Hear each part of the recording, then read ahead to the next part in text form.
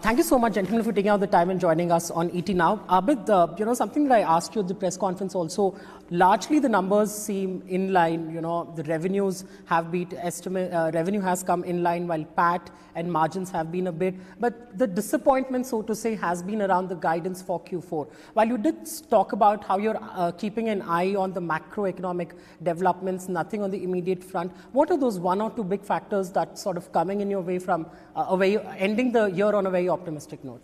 First of all, Happy New Year, and thank you for having us on the program.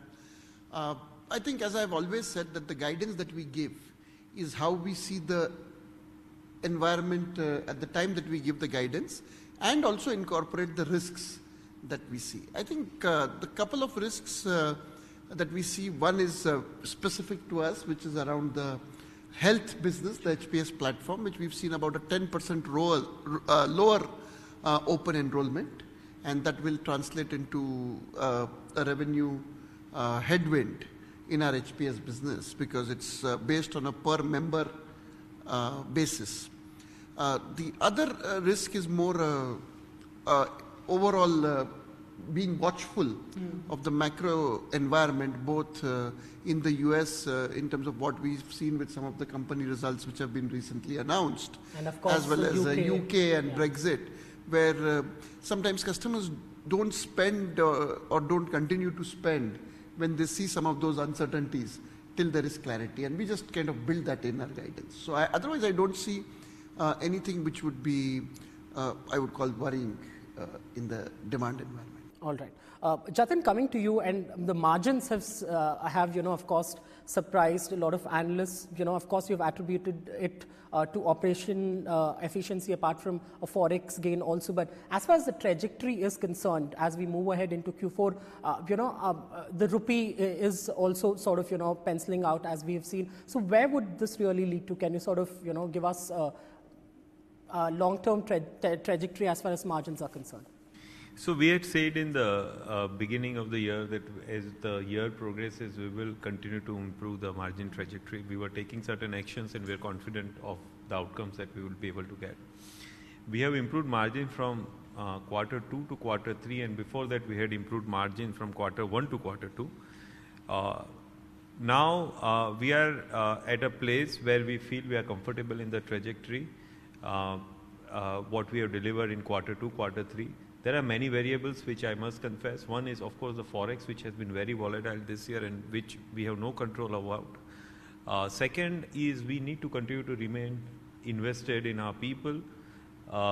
We have given a salary increase for select set of employees this quarter, which will play out. We also want to do incrementally disproportionate investment in our big bets, which we feel very excited about. So some of these are puts and takes, but overall, I think trajectory-wise, we will like to be where we have been in quarter 2 and quarter 3. And you have spoken about how you want to invest the gains also significantly as you go ahead. Bhanu, coming to you, in terms of the macroeconomic trends, of course, it's difficult to, of course, predict which way Brexit will go. There's a lot of uncertainty from the market there. But UK and European Union, could you give us a sense of, what sort of revenues do you get from that region? And as far as client conversations are concerned, what are they really penciling in for either ways, really? So if you look at our overall business, right, we started to look at continental Europe as a very focused geography for us some time back.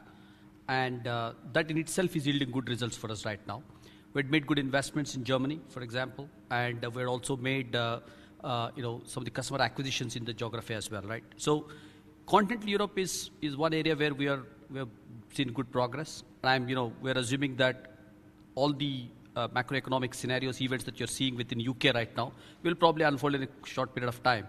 And we do believe that there will be good opportunities for helping our customers manage the new scenario that emerges, whichever way that it emerges. So we'll sort of see how it pans out and then take a call. Saurabh, we've seen your IT peers sort of talk about how subcontracting costs are going up. Is that something that you are also watchful of? And you also interestingly spoke about talent. While there is a lot of demand, you're trying to match that across specific markets also. How are you really doing that?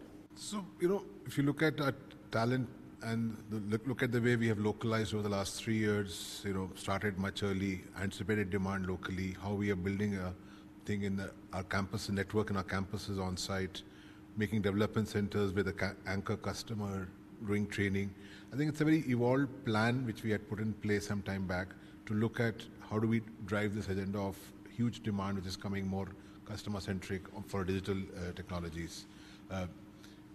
We are seeing a good traction there.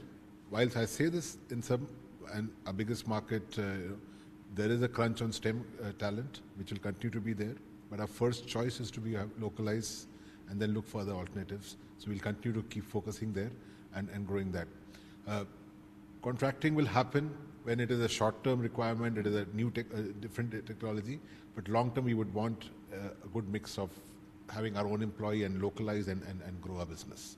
And I think we are fairly geared. We have worked on it over the past few years and geared to meet that requirement.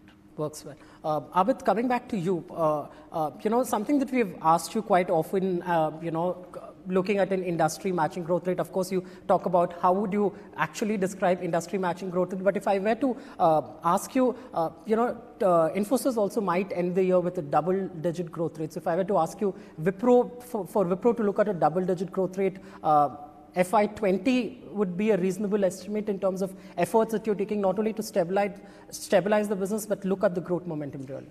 So, I wouldn't give you a time frame, but what I would ask you is to see and then tell us when you see it as industry matching. But the data point that I would give you is out of the 6 verticals that we report, 3 of them have grown double digit this quarter on a year-on-year basis. So we are headed in the right direction. And as I said, rather than giving you a timeline, you tell me where it is industry matching. All right. Jatin, coming to you, bonus issue, something that shareholders will, of course, welcome the move. Could you talk to us about net cash on books and, larger plans for buyback are concerned? Of course, there are NCLT approvals that you would wait for to finally take a decision, but buyback is also in the offing, really. Sure. So we continue to have excellent execution on order to cash cycle. We have added close to $600 million of additional cash in Q3. So we are now about $5.1 billion of gross cash and roughly $3.6 billion of net cash. Our payout strategy has always been about 45 to 50%. We have declared an interim dividend now, and we will take a call on the next payout action in April and July meetings. But specifically on buyback, since our merger applications of our subsidiary is pending with NCLT, we are currently unable to take it as part of our active consideration. But whenever it is enabled, I'm sure Board of Directors will give due attention to it. Works well. Last set of questions. Bhanu, in terms of the verticals really, of course, we have seen BFSI, roar, so to say. Energy utility has sort of stabilized from what it was. Healthcare, how long do you see the pain continue? Another few quarters. And technology also in the manner of which we've seen the decline. When is it that we would really see this bounce back? Are these customer-specific issues also that Wipro is working to address?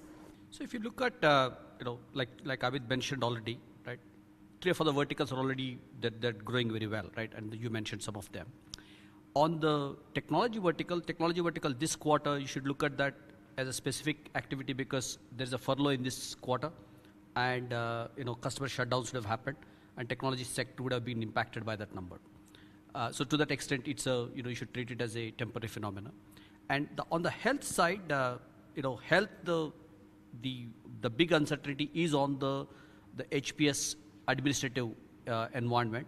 Once that settles down, we do believe that our platform is a good platform. We do believe that our platform is very relevant for the market. So, great platform to have. The uncertainty in the administrative reforms is what is the question right now for us. Lastly, Saurabh, we time and again talk about the H-1B visa worries and all of that. I know localization efforts Wipro has been investing and, you've made the right bets there. But we've finally seen US President Donald Trump talk about how he wants to look at a roadmap wherein H-1B visas would be considered for larger, ease out the norms. Are you hopeful now that, things will look better, first signs of positive as far as visa regime is concerned? So, instead of predicting, we'll see what comes out actually. So, I don't want to be a soothsayer there, but very clearly it's very procedural. But again, as I said, from a business standpoint, we see no concerns. We are equipped from a supply basis to manage our demand, be it in the local geography or be in India. We have been robust in our hiring in India. We have been robust in our hiring in the US. I don't see that as a challenge anymore. Works well. Thank you so much, all of you, for joining us. Thank you. Thank you for having us.